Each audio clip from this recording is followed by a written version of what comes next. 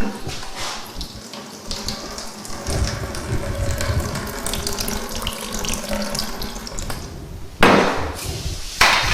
what we're doing here today is prepping the floor for the self-leveler cement.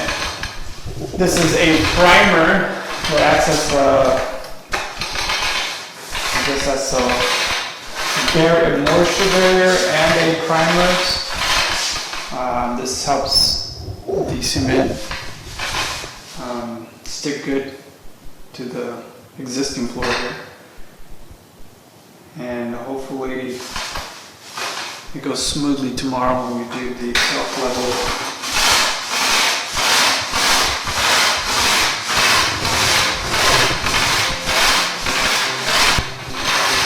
Just relax.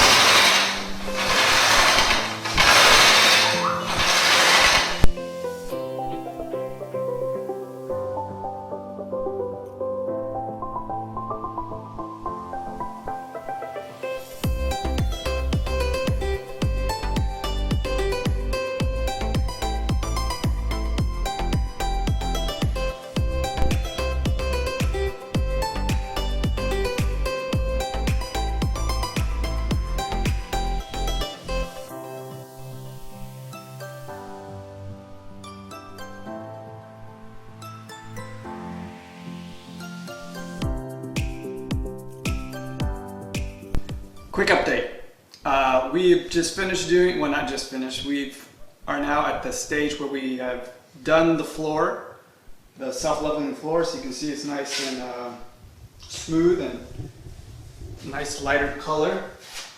But what I'm working on now is framing the shower area. So in order to fit a 36-inch 3-piece shower kit, I had to adjust some of the spacing in this area, and a lot of it was rotted and had a lot of termite damage, so that actually took a lot of time. So you can see instead of replacing the whole 2x4s and reframing it, it's just too much work, so I just cut out the areas that were the worst and sections that were just not usable for trying to hold drywall or the sheetrock, the casing for the shower stall. I had to just add these little pieces, and also extend the wall here and this way. And then you can see that the drain is now centered. We had to do that to just fit a 36-inch shower pan. And that's pretty much it. We didn't show this before, but can you show where the drain used to be? I mean, about where it used to be. Yeah, so the shower drain was offset. It was probably around this area. And if we were going to retile, no big deal. We could have just used the same location. But because the shower pan for these kids are centered, we had to relocate it, which was not a big change, but yeah, just cut into the ground and just center it. And the reason I have this open is just so I can move this while I'm fastening the drain to the shower pan. But that's it. Next thing is now putting the shower stall in, and unfortunately one of the pieces was damaged, so we have to return it and try to get another one. And once we get the other one, we'll install it, and hopefully everything goes smoothly.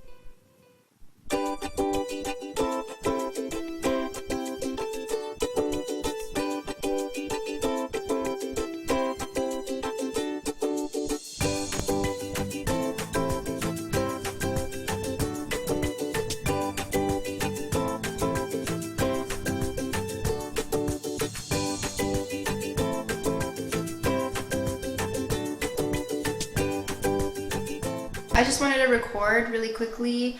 Hector's not very good about recording when he's working, and he does do a lot of this work on his own and on his days off. But he did finish putting in the shower walls and floor.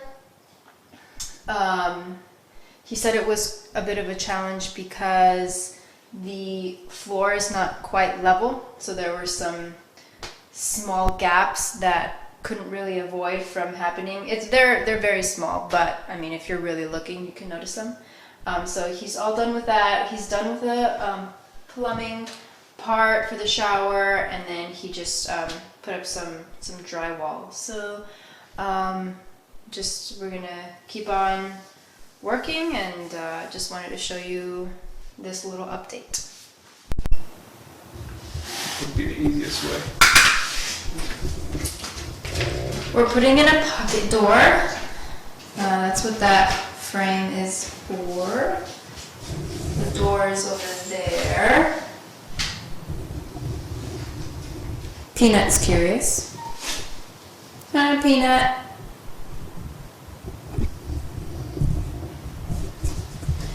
Alright, let's get the sauce off. But the frame doesn't quite fit in this area, so we're gonna have to cut some of this, right? Yes, we're gonna have to cut some.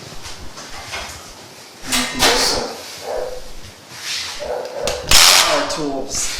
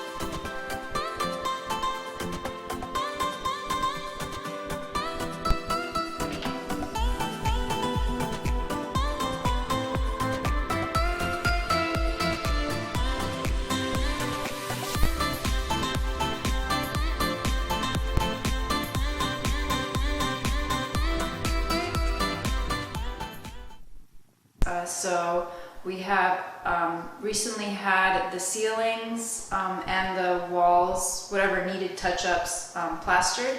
So we're getting ready to paint today. That's why the windows are covered. So we're going to be painting ceilings today, and then probably walls tomorrow or next weekend. I'm not even sure really what I've shown up until this point. I'm kind of forgetting now. But we're going to put a little shelf, a little built-in shelf there, just for some extra storage space. And then we actually did end up going with a smoother finish on the walls as opposed to the more textured, just because it's a bathroom and it's a little bit easier to clean if you have smoother walls as opposed to textured, and also you get less kind of buildup of moisture building up in the nooks and crannies of the texture. So I'm going to show you, we actually just went to Harbor Freight and purchased a paint spray. This is the paint sprayer that we bought from Harbor Freight. It's nothing super professional, but you know, we're not going to be using it every single day, so this hopefully will work for what we need it for. We plan on painting the exterior of the house with this as well, and then, you know, in the future any other little paint jobs that we have. So we ended up paying after tax about $300 for this, and right now Hector's priming it to get it ready to spray some paint on the ceilings.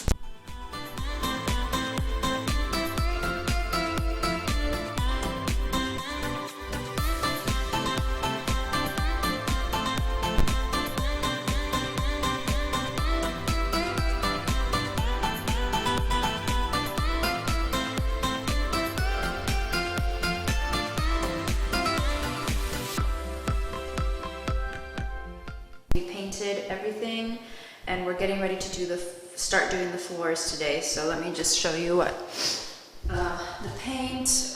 This is the bedroom, of course. So we've finished the walls and all the trims. This is the color that I had chosen.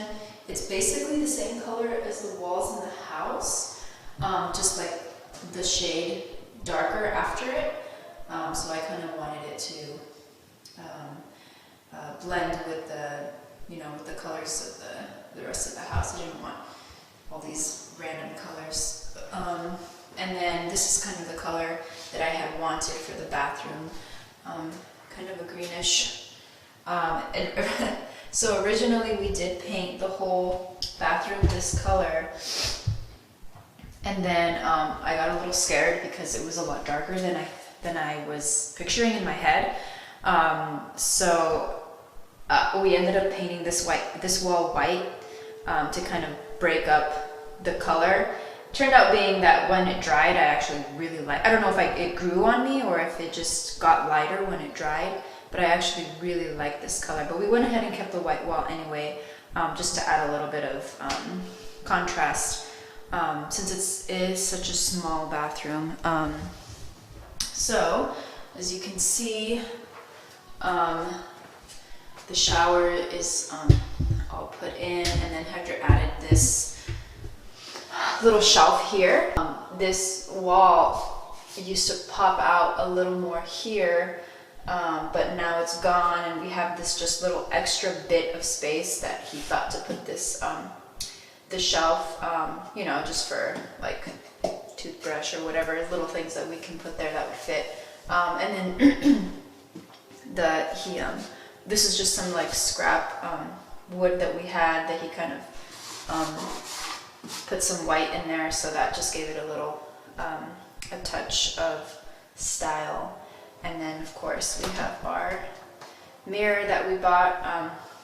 It's a recessed mirror with the medicine cabinet, so it kind of blends in there, doesn't stick out too much.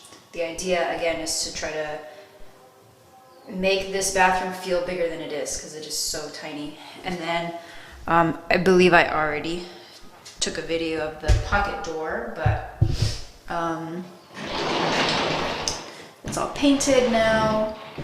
And this was one of our goals, because once upon a time this used to not have a door at all. The bathroom just kind of was there in the middle of the room, and it was kind of strange. So yeah, so we're getting ready to do the floor today. Hopefully I will actually film this in a time lapse probably. And yeah, without further ado, let's get going. Hector's starting to do the underlayment in the bedroom for the floor. Before I move over to him, just want to explain what I'm doing over here outside. So one thing that we have to do when we lay this floor, by the way, these are luxury vinyl planks, which we put in the rest of the house as well. When we get these, each plank is like a different like kind of try to make it look like real wood. Each plank is a slightly different pattern, so it just so happens to be that in this flooring we bought, there are 6 distinct patterns, and you want to try to avoid putting the same pattern next to each other just to give it that more natural look.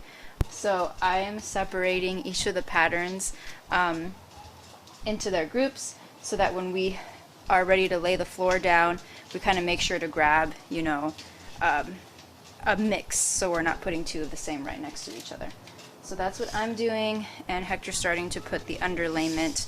This particular floor doesn't have padding. Some floor comes with padding on the underside, in which case you don't have to put a separate layer of underlayment. But this particular flooring does not, so we are going to have to do that. And also, just another thing about this floor is that they click together. So it's called tongue and groove. So you have a male end and a female end, and they just pretty easily click into one another. These are what's considered floating floors. They're not stuck down onto the floor at all. They just are connected to each other, which is why they're called floating floors.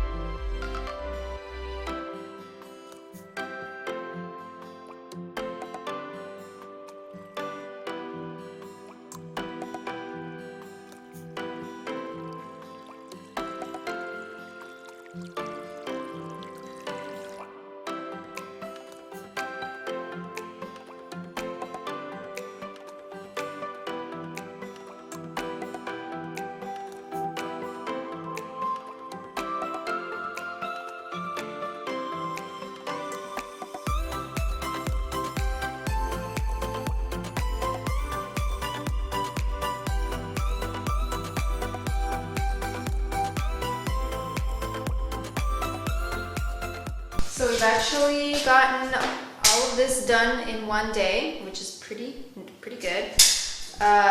We're just trying to catch the last of the daylight, which is almost gone, so the lighting on this is probably not very good either. But yeah, so the flooring is almost done. We'll need to do the baseboards next, and just to kind of show you the main tools that we used for cutting the vinyl planks. I'll be demonstrating the different saws and different ways that we cut the planks.